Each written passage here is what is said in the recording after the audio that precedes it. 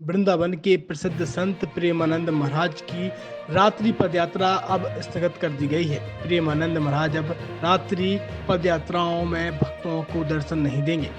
कुछ निवासियों द्वारा विरोध जताए जाने के बाद श्री राधा केली कुंज आश्रम में यह कदम उठाया गया है। अब बागेश्वर धाम के पीठाधीश्वर पंडित धीरेन्द्र कृष्ण शास्त्री ने संत की यात्रा पर प्रतिबंध लगाने वालों की कड़ी आलोचना की है। संत प्रेमानंद महाराज की रात्रि पदयात्रा पर रोक लगाए जाने पर पंडित धीरेन्द्र शास्त्री ने कड़ी प्रतिक्रिया दी। उन्होंने कहा है कि यह भारत राम कृष्ण और राधा रानी का राष्ट्र है। अगर कोई संत प्रेमानंद बाबा की यात्रा का विरोध कर रहा है तो वह धूर्त है। संतों का विरोध करने वालों को कभी मानव नहीं कहा गया, वे दानव कहलाए गए हैं। श्री धाम वृंदावन में वर्तमान समय में दिव्य महापुरुषों में बरसाने वाले पूज्य श्री विनोद बाबा जी, मान मंदिर वाले पूज्य श्री रमेश बाबा जी,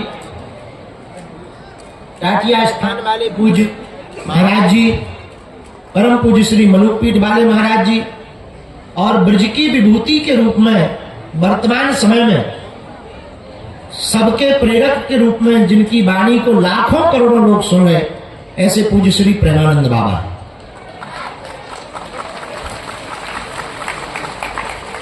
उनकी रात्रिकालीन केली कुंज की पदयात्रा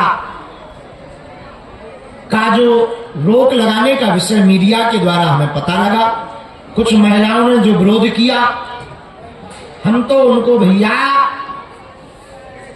एक प्रार्थना करेंगे, साधु के भजन में ही अगर तुम रोक लगाओगी देवियों तो तुम इंसान तो हो ही नहीं सकती। पुराने समय में हवन कुंड से राक्षसों को दिक्कत हुआ करती थी, भजन से मनुष्यों को नहीं होती थी, मानवों को नहीं होती, दानवों को हवन पूजन से दिक्कत होती थी।